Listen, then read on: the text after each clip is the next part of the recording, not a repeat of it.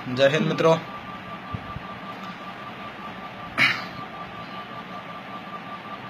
आज ये वर्दी मैं अंतिम बार पहन रहा हूँ क्योंकि मेरा डिजाइन एक्सेप्ट हो गया।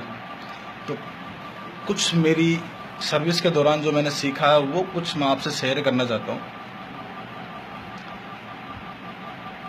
क्या कभी कोई फौजी चुनाव से या वोट देकर भर्ती होता है? फिर क्यों ये दिल्ली में बैठे नेता ये बताते हैं कि हमें कब क्या और कहाँ फायर करनी चाहिए?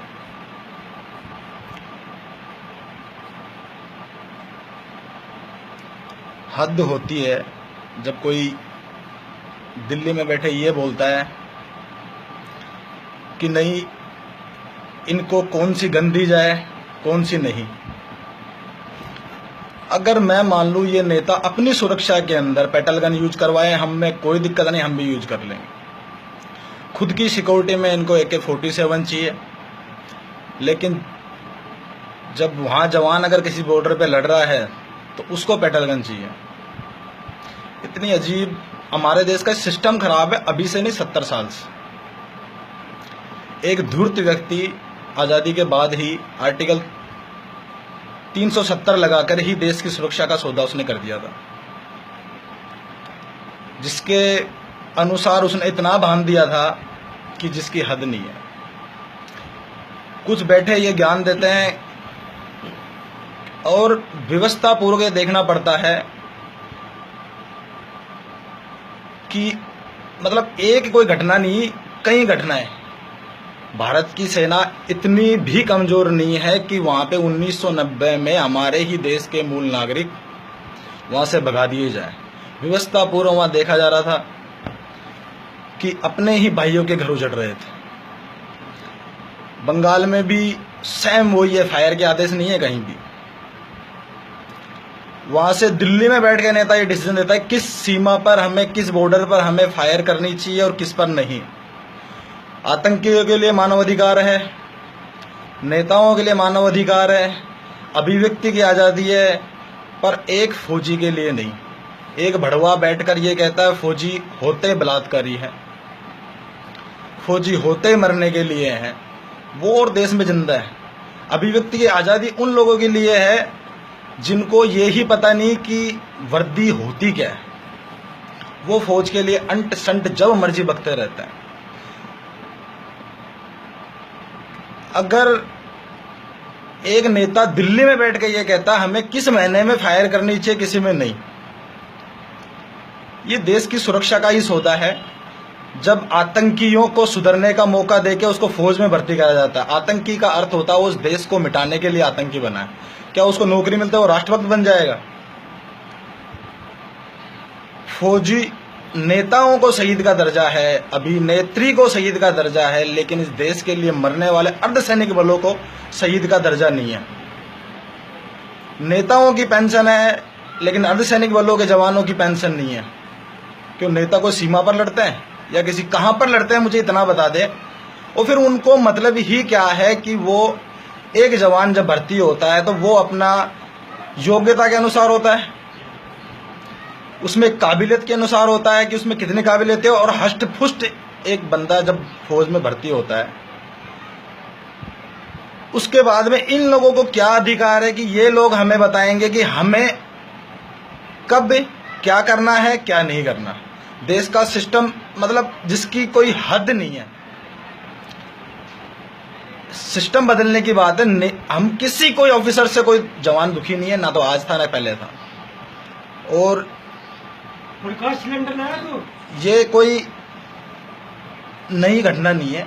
हर क्योंकि बंगाल मैंने देख लिया, बंगाल के अंदर बोले वहां से अगर वो लोग हमारे पे कैजुअलिटी करते हैं, यानी किसी नेता का कोई हाथ कटवा के फायर करके दिखा दे, मैं मान जाऊंगा। फिर फौज को क्यों बंद करते हैं?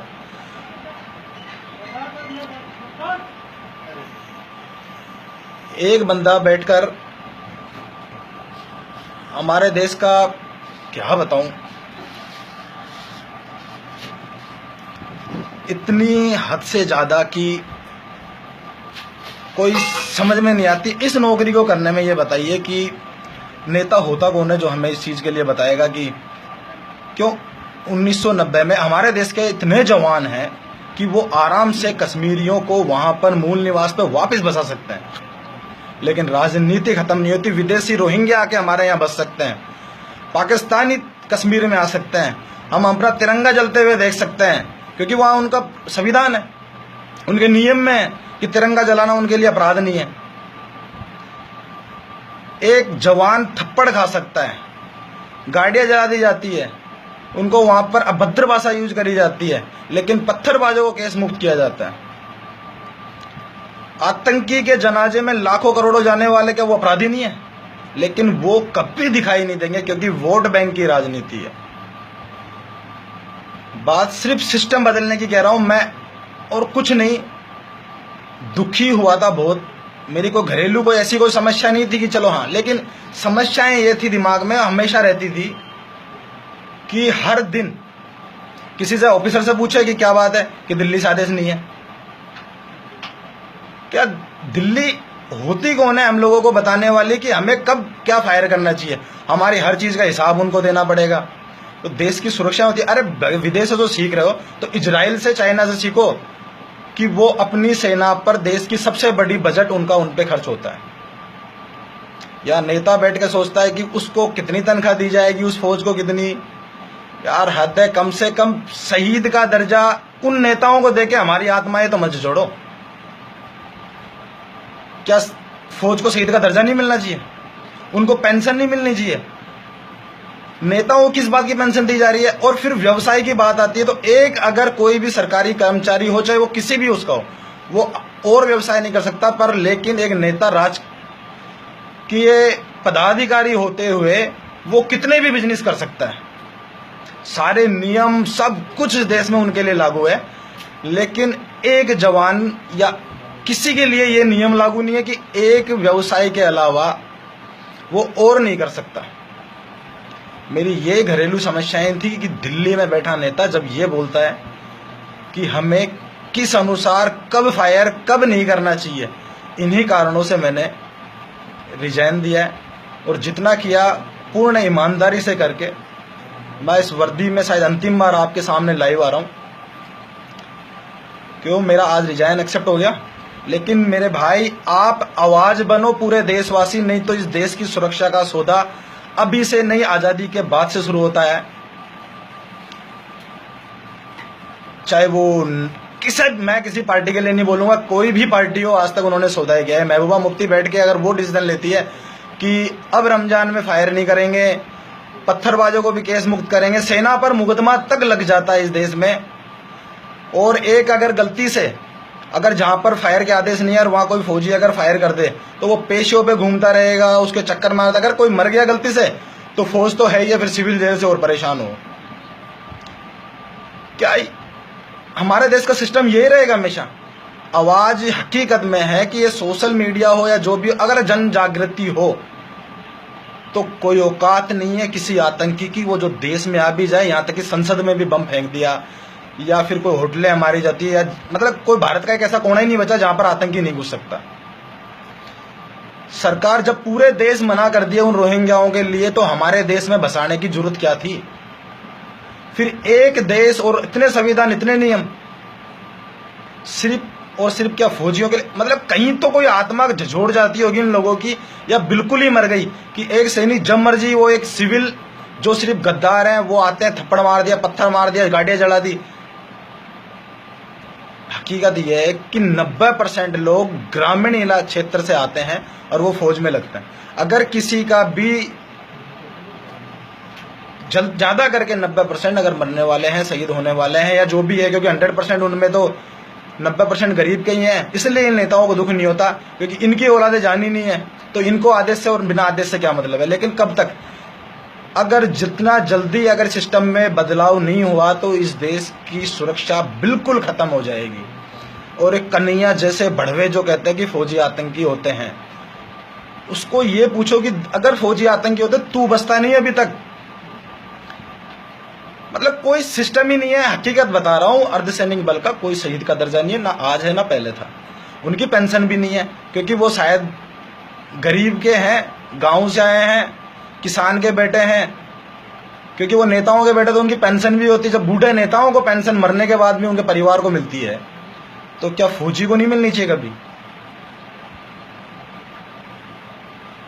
मेरे भाई, आप सभी से मेरी विनती है कि आप मेरी आवाज नहीं, आप सबकी आवाज इस देश के हर फौजी के लिए आवाज बने, तब ही इस देश का सिस्टम बदलेगा। नहीं तो इन लोगों को कोई मतलब नहीं है, कहीं से कोई मतलब नहीं है। ना तो ये आज हमारी बात सुनने वाले, ना कल। हाँ, जिस दिन देश की आ जाएगी, इनकी सुरक्षा में तो हमारे भाई सारे, चाहे वो पुलिस के हो चाहे फौज के हो, और ये लोग अपनी सुरक्षा के अंदर कभी भी कोई कॉम्प्रोमाइज नहीं करते कि इनको पेटल गन चाहिए, इनको 47 ही चाहिए, पूरा बुलेट प्रूफ चाहिए, इनको हर चीज।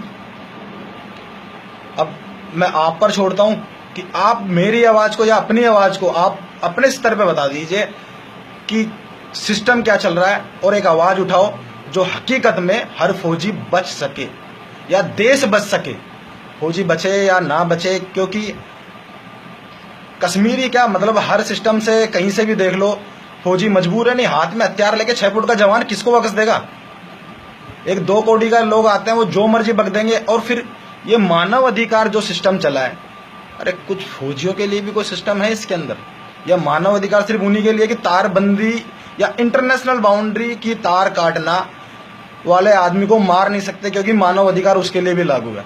तो फिर भाई वहां पर खड़े कर रखे जिन जवानों को फायर के आदेश नहीं है, तो उनको क्यों खड़ा किया है? और जो ये त्योहारों पर आतंकियों की इतनी चिंता कर रहे हैं, तो कभी हमारा भी त्योहार आता, हमारा भी परिवार है, वो भी बैठ के देख रहे हैं कि वो कभी आएगा, तो हमारी भी कभी कोई चिंता कर लिया करो, या मेरे भाइयों की। क्योंकि मैं तो आज के बाद में सह रहूंगा नहीं। रहने का मतलब है मैं रहूंगा, इस वर्दी में नहीं रहूंगा, क्योंकि आज नहीं कल आपके भी बेटे जाएंगे, आपकी भी औलाद जाएगी, और देश को बचाना है तो सबकी औलादें भेजनी ही पड़ेगी। मेरी आप सभी से पुनः आग्रह है कि उन नेताओं से एक आवाज जरूर बन के बोलो कि उनको शहीद का दर्जा क्यों नहीं, या उनको फायर के आदेश क्यों नहीं? आप क्यों बीच में कॉम्प्रोमाइज करते हो? वो वोट से नहीं, अपनी योग्यता से चुनकर जाते हैं। फिर आप क्यों बीच में टांग अड़ाई करते हो? सिर्फ उन्हीं का त्योहार होता है कि रमजान उनका त्योहार आ गया, और किसी के त्योहार की कोई चिंता नहीं है? बाकी आप आदरणीय, देश के किसी नागरिक से कोई शिकायत नहीं है, बस सिस्टम से शिकायत है। आप सिस्टम के लिए एक बार आवाज उठाना। मेरी अंतिम बार वर्दी की विनती है आपसे कि जरूर से जरूर आप शेयर करो, ना करो, जो भी है, लेकिन आप अपनी भाषा में अपना विचार रख के और मेरी बात को उन नेताओं तक जो दिल्ली में बैठे ये कहते हैं कि अब फौजी को कहां पे मारना है, कहां पर नहीं मारना, तो उनकी जरूर मेरी बात या अपनी बात अपनी भाषा में उन तक पहुंचा दो, क्योंकि देश की सुरक्षा ही हमारी सुरक्षा है। नहीं तो इनका कुछ नहीं जाना, ये यहाँ से निकल के विदेश भी चल जाएंगे। इनका जमीर क्या होता नहीं होता मुझे कुछ पता नहीं है कि ये लोग अंदर से क्या झोड़ के देखते हैं, लेकिन जो मैंने 12 साल के दौरान जितना देखा है, तो एक हमारे अफसर से वो बड़े भाई हैं, जैसे भी हैं, वो एक सिस्टम, एक परिवार है, वो चलाने की उनसे कोई नाराजगी नहीं है। लेकिन ये लोग बैठ कर जब ये कहते हैं कि नहीं, दिल्ली से आदेश है, हमें वहां पर ये नहीं करना चाहिए, ये दिल्ली वाले होते कौन है, हमें आदेश देंगे? और इस टाइप के आदेश की देश की सुरक्षा के साथ आतंकी भर कर सकते हो आप, हर किसी को भर्ती कर सकते हो, पर ठीक है, जैसा भी हो आप मेरी आवाज बनो, यही मेरी लास्ट विनती है आपसे। जय हिंद, जय भारत, वंदे मातरम।